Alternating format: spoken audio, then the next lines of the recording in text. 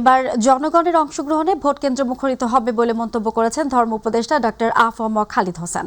দুপুরে সুনামগঞ্জের ঐতিহ্য জাদুঘর প্রাঙ্গণে গণভোট 2026 সংক্রান্ত জনসচেতনতামূলক সভায় প্রধান অতিথির বক্তব্যে তিনি এসব কথা বলেন। এ সময় হ্যার পক্ষে গণভোট দেওয়ার আহ্বান জানিয়ে তিনি আরও বলেন, আগামী 12 ফেব্রুয়ারি নির্বাচনে হ্যাঁ ভোট দিলে রাজনৈতিক সংস্কৃতির পরিবর্তন আসবে, সর্বগ্রাসী ফ্যাসিজম থেকে জাতি মুক্তি পাবে। এ সময় উপস্থিত ছিলেন সুনামগঞ্জ জেলা প্রশাসক doctor Mohammad Ilias Mia, police super ABM Zakir Hossain, জেলা নির্বাচন কর্মকর্তা মোহাম্মদ শুকুর মাহমুদ মিয়া।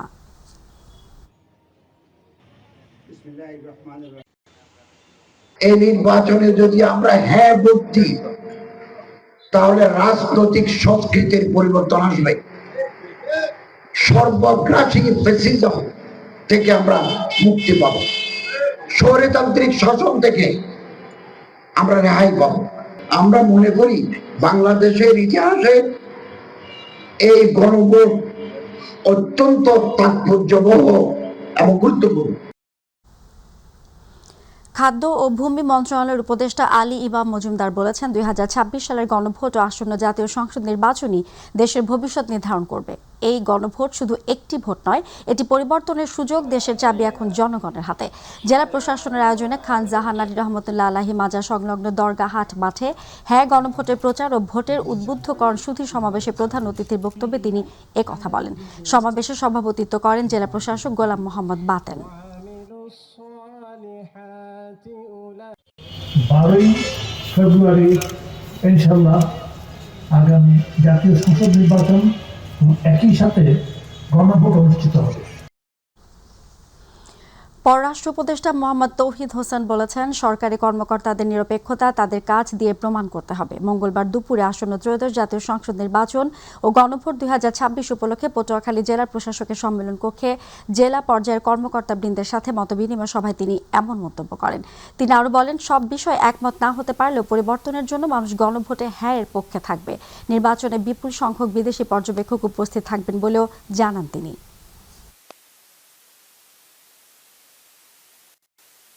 এই হ্যাঁ না ভোটের ব্যাপারে কিন্তু আমরা সত্যিকার একটা পক্ষ হয়ে দাঁড়িয়েছি। আমরা কিন্তু চাই যে হ্যাঁ জয়যুক্ত হোক। আপনারা প্রফেসর ইউনূসের বক্তব্য শুনেছেন।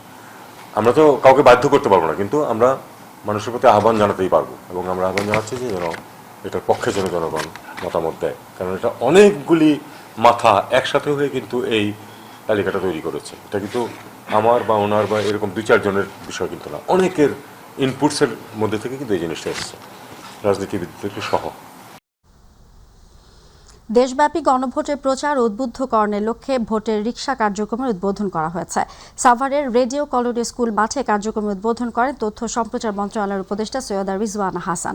এ ভোটের রিকশার মাধ্যমে ত্রয়োদশ জাতীয় সংসদ নির্বাচন ও গণভোটের দিনে ভোটাররা যেন নির্বিঘ্নে ও নির্ভয়ে ভোট কেন্দ্রে যেতে পারেন সে বিষয়ে সচেতনতামূলক প্রচারণা চালানো হবে। তথ্য সম্প্রচার মন্ত্রণালয়ের গণযোগাযোগ অধিদপ্তর এ ভোটের রিকশা কার্যক্রম বাস্তবায়ন করছে। উদ্বোধনী অনুষ্ঠানে তথ্য সম্প্রচার মন্ত্রণালয়ের সচিব, বাংলাদেশ বেতার মহাপরিচালক সহ আমন্ত্রিত অতিথি এবং স্থানীয় বাসিন্দারা উপস্থিত ছিলেন।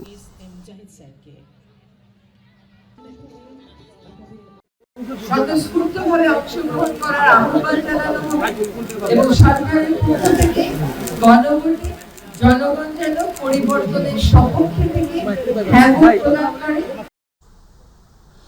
গণভোটে না ভোট দেওয়া মানে 24-এর বিরুদ্ধে যাওয়া, না ভোট দেওয়া মানে স্বৈরাচারের পক্ষে দাঁড়ানো বলে মন্তব্য করেছেন সমাজ কল্যাণ এবং মহিলা ও শিশু বিষয়ক উপদেষ্টা শারমিন এস মোর্শেদ।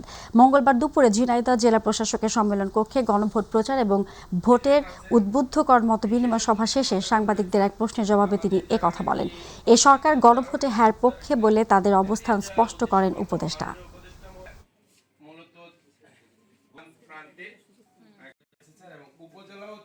এই গণভোটের মধ্য দিয়ে যদি দেখা যায় আপামর জনগণ এটার পক্ষে দাঁড়িয়েছে, হ্যাঁ বলেছে, তাহলে তো আমার সংস্কারের দ্বার খুলে যাচ্ছে, নইলে আমি আর সেই জায়গাটায় যেতে পারছি না। তো আমরা আমার সরকার অবস্থান, আমরা হচ্ছে গণ অভ্যুত্থানের সরকার, আমাদের অবস্থান স্পষ্ট। আমরা হ্যাঁ পক্ষেই বলছি, আমরা চাইছি মানুষ এটা বুঝুক, তার কল্যাণে এই গণভোট তারা যেন বুঝে শুনে হ্যাঁর কাছেই আসে। বাংলাদেশে আর কখনো স্বৈরশাসন প্রতিষ্ঠিত হতে দেয়া হবে না বলে মন্তব্য করেছেন সমাজ কল্যাণ এবং মহিলা ও শিশু বিষয়ক মন্ত্রণালয়ের উপদেষ্টা শারমিন এস মোর্শেদ। তিনি বলেন, জুলাই গণ অভ্যুত্থানে প্রায় ১,৪০০ ছাত্র জনতা শহীদ হয়েছেন এবং ৩০,০০০-এরও বেশি মানুষ পঙ্গুত্ব বরণ করেছেন। সাতক্ষীরা জেলা প্রশাসকের সম্মেলন কক্ষে গণভোট প্রচার ও ভোটার উদ্বুদ্ধকরণ বিষয়ক মত বিনিময় সভায় প্রধান অতিথির বক্তব্যে এসব কথা বলেন তিনি। উপদেষ্টা শারমিন এস মোর্শেদ বলেন, অন্তর্বর্তীকালীন সরকার কোনো রাজনৈতিক সরকারের বিকল্প নয়, তারা কেবল একটি সঞ্চালকের ভূমিকা পালন করছে। একটি অবাধ, সুষ্ঠু, নিরপেক্ষ নির্বাচনের মাধ্যমে জনগণের কাছে ক্ষমতা হস্তান্তরই এ সরকারের প্রধান লক্ষ্য। এই গণভোট মানে আমার জন্য, আমার মন্ত্রণালয়ের জন্য, যেখানে আমি সবচাইতে দুর্বল গোষ্ঠীর প্রতিনিধিত্ব করি, তাদের একটি নিরাপদ জীবন নিশ্চিত করার জন্য, সকল শিশুদের সমান সুযোগ দিয়ে লালন করার জন্য, সেই নতুন বাংলাদেশ। নির্বাচন কমিশনের এমনভাবে দায়িত্ব পালন করা উচিত যেন নিরপেক্ষতা নিয়ে প্রশ্ন না ওঠে। কিন্তু নির্বাচন কমিশনের নানা আচরণে নির্বাচনের নিরপেক্ষতা নিয়ে প্রশ্ন উঠেছে বলে মন্তব্য করেছেন বিএনপির সিনিয়র যুগ্ম মহাসচিব রুহুল কবির রিজভী। দুপুরে শরীয়তপুরের জাজিরায় শহীদ প্রেসিডেন্ট জিয়াউর রহমানের জন্মবার্ষিকী উপলক্ষে আয়োজিত ফ্রি মেডিকেল ক্যাম্পের উদ্বোধনকালে তিনি এসব কথা বলেন। সদর উপজেলা বিএনপির সভাপতি আলহাজ সিরাজুল হক মোল্লার সভাপতিত্বে ও সাধারণ সম্পাদক মাহবুব মোর্শেদ টিপু মাতবরের পরিচালনায় বিশেষ অতিথি হিসেবে উপস্থিত ছিলেন বিএনপির কেন্দ্রীয় কমিটির স্বাস্থ্য বিষয়ক সম্পাদক ডক্টর রফিকুল ইসলাম, শরীয়তপুর জেলা বিএনপির সাধারণ সম্পাদক সর্দার AKM নাসির উদ্দিন কালু, শরীয়তপুর ১ আসনে বিএনপির প্রার্থী সাইয়েদ আহমেদ আসলাম, জেলা বিএনপির সাংগঠনিক সম্পাদক মাহবুব আলম তালুকদার সহ জেলা বিএনপি অঙ্গ সংগঠনের নেতাকর্মী। বাংলাদেশের জনগণকে স্বাস্থ্যসেবার মাধ্যমে একটি উন্নত স্বাস্থ্যসেবা উপহার দেওয়ার জন্য দৃঢ় প্রতিজ্ঞ। দেশ এক ভয়াবহ অস্থিতিশীল পরিবেশ ছিল। সেইখান থেকে ৭ই নভেম্বর জিয়াউর রহমান ক্ষমতার কেন্দ্রে, ক্ষমতার পদপ্রদীপের আগুন তিনি উদ্ভাসিত হলেন। এরপর থেকেই তার হাল ধরা। কিন্তু এতে অল্প সময়ের মধ্যে এতগুলো কাজ কিভাবে সম্ভব? উনি একটা শিক্ষা দিয়েছিলেন যে তার আগের সরকার যে ভুলগুলো করেছে, ওই ভুলগুলো আর যাতে পুনরাবৃত্তি না হয়। তিনি দেখেছেন যে ডানে বামে কোনো দুর্নীতিকে প্রশ্রয় দেওয়া যাবে না, এবং নিজেও ছিলেন দুর্নীতির অনেক উপরে। দেশে বিদেশে আজও তার সাথে যারা কাজ করেন, এখনো বেঁচে আছেন, তার এই সততার অনন্য স্বরূপকে আজও শ্রদ্ধা। কেন্দ্রের নির্দেশে ত্রয়োদশ জাতীয় সংসদ নির্বাচনে বরিশাল সদর ৫ আসন থেকে মনোনয়ন প্রত্যাহার করে নিয়েছে বাংলাদেশ জামায়াত ইসলামী মনোনীত প্রার্থী অ্যাডভোকেট মোয়াজ্জেম হোসেন হেলাল। দুপুর ২:৩০টায় জেলা রিটার্নিং কর্মকর্তার কার্যালয়ে উপস্থিত হয়ে মনোনয়নপত্র প্রত্যাহার করেন তিনি। একই সাথে তিনি সদর ৫ আসনের ইসলামী আন্দোলনের মনোনীত প্রার্থী মুফতি সৈয়দ মোহাম্মদ ফয়জুল করিমকে সমর্থন করেন। মনোনয়ন প্রত্যাহার শেষে মোয়াজ্জেম হোসেন হেলাল সাংবাদিকদের বলেন, তিনি দলীয় সিদ্ধান্ত মেনে এই প্রত্যাহার করেছেন। এই সাথে ইসলামী আন্দোলনের প্রার্থীকে তিনি সমর্থন দিয়েছেন। পাশাপাশি যারা জামায়াত ইসলামকে ভোট দিবেন, সেই ভোট যেন ইসলামী আন্দোলনকে দেয়, সেই কথাও বলেন।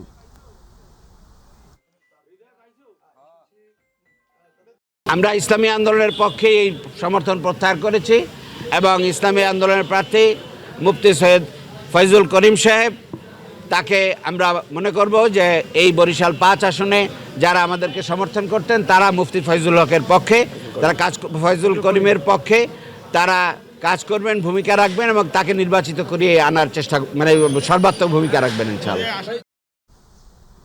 কুড়িগ্রামের ভুরুঙ্গামারীতে ওভারলোড ট্রাকের চাপে আবারও ভেঙে পড়েছে ঐতিহ্যবাহী সোনাহাট সেতুর পাটাতন। এতে সেতু দিয়ে সব ধরনের যান চলাচল বন্ধ হয়ে পড়েছে। স্থানীয়দের অভিযোগ, সড়ক বিভাগের কার্যকর তদারকি না থাকায় বারবারই ঘটছে এমন ঘটনা। সোনাহাট স্থলবন্দরের দিক থেকে আসা একটি ইট বোঝাই ট্রাক সেতুর ওপর উঠলে অতিরিক্ত লোডের কারণে সেতুর স্টিল কাঠামোর পাটাতন ভেঙে ডেবে যায়। সেতুটির ধারণ ক্ষমতা যেখানে মাত্র ১০ টন, সেখানে ট্রাকটিতে ৩৯ টন মাল পরিবহন করা হচ্ছিল বলে জানা গেছে। স্থানীয়দের অভিযোগ, সেতুতে ওভারলোড নিয়ন্ত্রণে কার্যকর পদক্ষেপ নিচ্ছে না সড়ক কর্তৃপক্ষ। ফলে গত ৬ মাসে অন্তত ৫ বার সেতুর পাটাতন ভেঙে পড়েছে।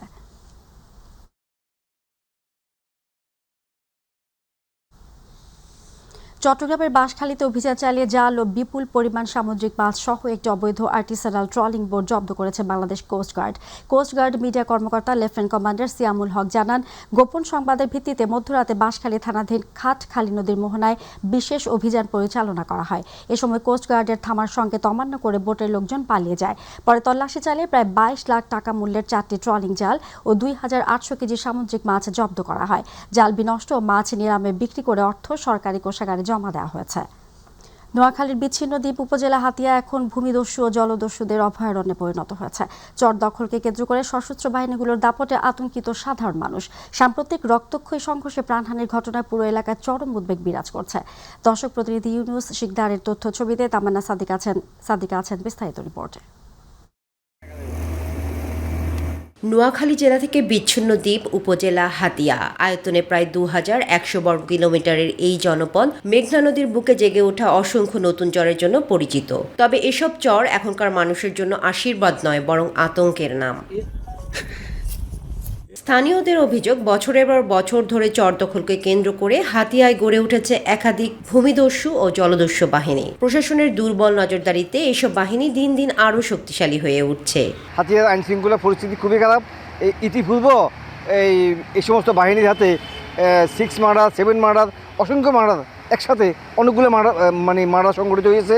সম্প্রতি হাতিয়া উপজেলার সুখনগর ইউনিয়নের পাশে নতুন জেগে ওঠা একটি চর দখলকে কেন্দ্র করে কোপা শামসু বাহিনী ও আলাউদ্দিন বাহিনীর মধ্যে ভয়াবহ সংঘর্ষ হয়। সংঘর্ষে দেশীয় অস্ত্র, আগ্নেয় অস্ত্র ও ককটেল ব্যবহার করা হয়। এই গোলাগুলিতে 2 বাহিনীর প্রধান সহ নিহত হয় 8 জন।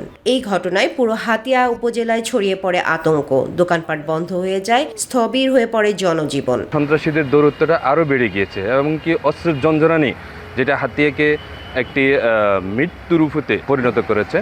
ভূমিদস্যু, স্থলদস্যু যারা রয়েছে সকলের আতঙ্কে হাতিয়ার মানুষ নির্ঘুমে দিন কাটাচ্ছে। দুর্গম এলাকা হওয়ায় অভিযান পরিচালনা কিছুটা চ্যালেঞ্জিং বলে জানিয়েছে পুলিশ। তবে বর্তমানে যৌথ বাহিনী অভিযান চলছে এবং খুব শীঘ্রই বড় ধরনের অভিযান পরিচালনা করা হবে বলে জানিয়েছেন অতিরিক্ত পুলিশ সুপার। আমাদের অভিযান পরিচালিত হচ্ছে, আমাদের পুলিশের পাশাপাশি অন্যান্য বাহিনী আমাদের সহযোগিতা করছে। একসাথে আমরা যৌথ অপারেশন করব এবং এটা চলমান থাকবে। স্থানীয়রা আশঙ্কা করছেন, সামনের নির্বাচনকে কেন্দ্র করে আবারও সশস্ত্র গ্রুপগুলো আধিপত্য বিস্তারের চেষ্টা করতে পারে। দ্রুত কার্যকর ব্যবস্থা না নিলে পরিস্থিতি আরও ভয়াবহ হয়ে উঠতে পারে। তামান্না সাদিকা, মাই টিভি নিউজ ডেস্ক। মাদারীপুরে যৌথ বাহিনীর মাদক বিরোধী অভিযানে 7041 পিস ইয়াবা, 3,02,000 টাকা ও 10টি মোবাইল সহ 3 মাদক কারবারিকে আটক করা হয়েছে। সোমবার গভীর রাতে সদর উপজেলার চর মুগরিয়ার চরখাগদি এলাকায় আক্তার তালুকদারের বাড়িতে অভিযান চালিয়ে তাকে ও তার 2 সহযোগীকে গ্রেফতার করা হয়। আটককৃতদের বিরুদ্ধে মাদক আইনে মামলা দিয়ে আদালতে পাঠানো হয়েছে।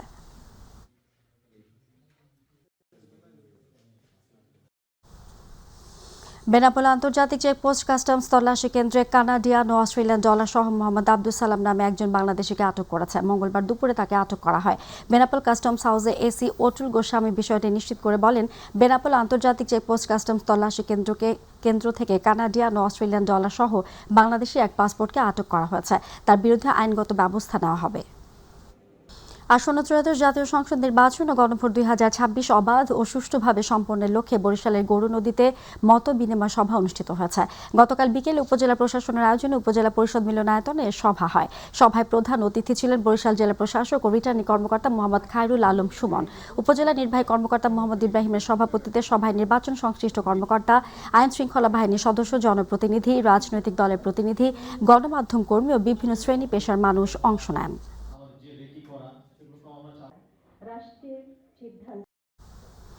মহান স্বাধীনতার ঘোষক শহীদ প্রেসিডেন্ট জিয়াউর রহমানের 90তম জন্মদিন ও সাবেক প্রধানমন্ত্রী বেগম খালেদা জিয়ার রুহের মাগফিরাত কামনায় চট্টগ্রামের রাউজান উপজেলা ও পৌরসভা যুবদলের উদ্যোগে দোয়া ও মিলাদ মাহফিল অনুষ্ঠিত হয়েছে। বিএনপি ভাইস চেয়ারম্যান ও চট্টগ্রাম 6 আসনের মনোনীত প্রার্থী গিয়াসউদ্দিন কাদের চৌধুরীর নির্দেশনায় গতকাল বিকেলে নোয়াপাড়া পথের হাট প্রাঙ্গণে এ মাহফিল হয়।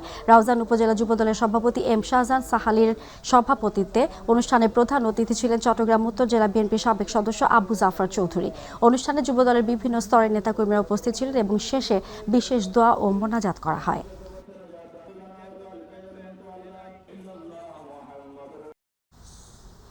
মুন্সিগঞ্জের গজারিয়া উপজেলায় বিএনপির উদ্যোগে সাবেক প্রধানমন্ত্রী বেগম খালেদা জিয়ার রুহের মাগফিরাত কামনায় দোয়া মাহফিল ও শীতার্থদের মাঝে কম্বল বিতরণ করা হয়েছে।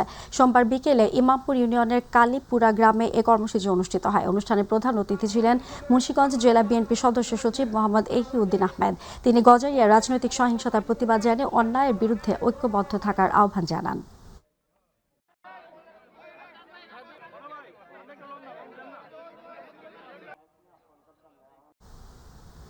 বিএনপি চেয়ারম্যানের উপদেষ্টা ও বরিশাল ১ আসনে বিএনপি মনোনীত প্রার্থী জহিরুদ্দিন স্বপন বলেছেন, শহীদ রাষ্ট্রপতি জিয়াউর রহমান ছিলেন একজন সাহসী মুক্তিযোদ্ধা ও আধুনিক বাংলাদেশের রূপকার। তার সততা, দেশপ্রেম ও আত্মত্যাগ নতুন প্রজন্মের জন্য অনুপ্রেরণার উৎস। সাবেক প্রেসিডেন্ট জিয়াউর রহমানের ৯০তম জন্মবার্ষিকী উপলক্ষে বরিশালের গৌর নদীতে আয়োজিত চিত্রাঙ্কন প্রতিযোগিতা, কেক কাটা ও সাংস্কৃতিক অনুষ্ঠানে প্রধান অতিথির বক্তব্যে তিনি এসব কথা বলেন। সরকারি গৌরনদী কলেজ ছাত্রদল ও জাসাসের যৌথ আয়োজনে কলেজ শহীদ মিনার প্রাঙ্গণে অনুষ্ঠিত কর্মসূচিতে বিভিন্ন শিক্ষা প্রতিষ্ঠানের শিক্ষার্থী সহ নানা শ্রেণী পেশার মানুষ অংশ নেন।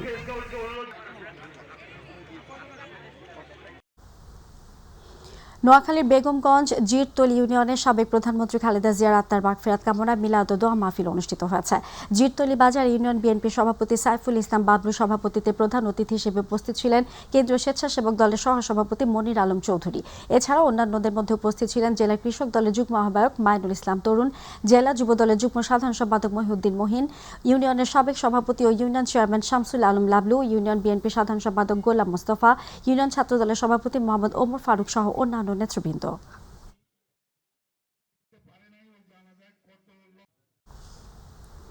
চুয়াডাঙ্গা জীবননগরে ৩ দিনব্যাপী কৃষি প্রযুক্তি প্রদর্শন মেলা শুরু হয়েছে। মেলায় কৃষিতে আধুনিক প্রযুক্তি ব্যবহার করে ফসল ও সবজি চাষের বিষয়টি তুলে ধরা হয়।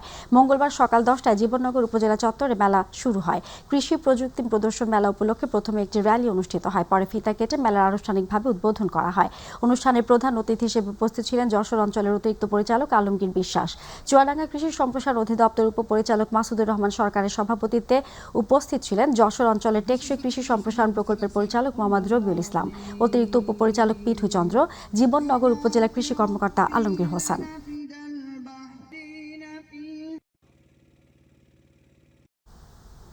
নড়াইলের লোহাগড়ায় ২০২৫-২৬ অর্থ বছরে অনাবাদি পতিত জমি ও বসত বাড়ির আঙিনায় পারিবারিক পুষ্টি বাগান স্থাপন প্রকল্প এর আওতায় বসত বাড়িতে বছরব্যাপী মৌসুম ভিত্তিক নিরাপদ সবজি ও ফল উৎপাদন কৌশল শীর্ষক 2 দিনব্যাপী কৃষক প্রশিক্ষণ অনুষ্ঠিত হয়েছে।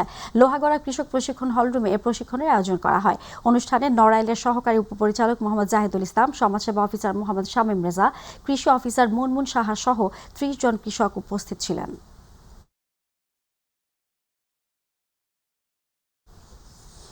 অনুমোদনের 3 বছর পর নওগাঁ বিশ্ববিদ্যালয়ের শিক্ষা কার্যক্রম চূড়ান্ত অনুমোদন ও শিক্ষা কার্যক্রম শুরু উপলক্ষে সাংবাদিকদের সাথে মত বিনিময় করেছে নওগাঁ বিশ্ববিদ্যালয়ের উপাচার্য ডক্টর মোহাম্মদ হাসানাত আলী। দুপুরে শহরের বরুণকান্দি এলাকার নওগাঁ বিশ্ববিদ্যালয়ের অস্থায়ী ক্যাম্পাসে এই সংবাদ সম্মেলনের আয়োজন করা হয়।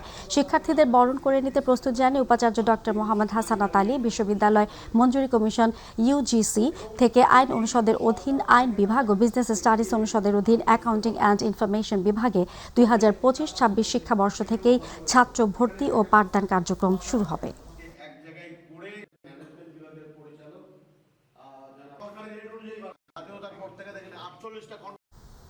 পলিটিক্যাল রিপোর্টার্স ফোরাম PRF এর নতুন কমিটি গঠন করা হয়েছে। দুপুরে রাজধানীর একটি হোটেলে আয়োজিত সভায় সর্বসম্মতিক্রমে এই কমিটি ঘোষণা করা হয়।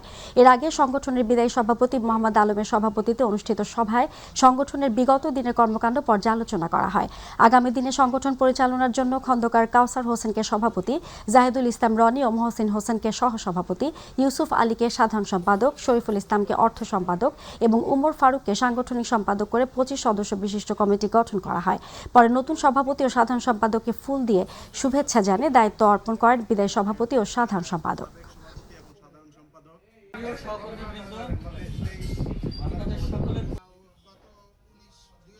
সাল থেকে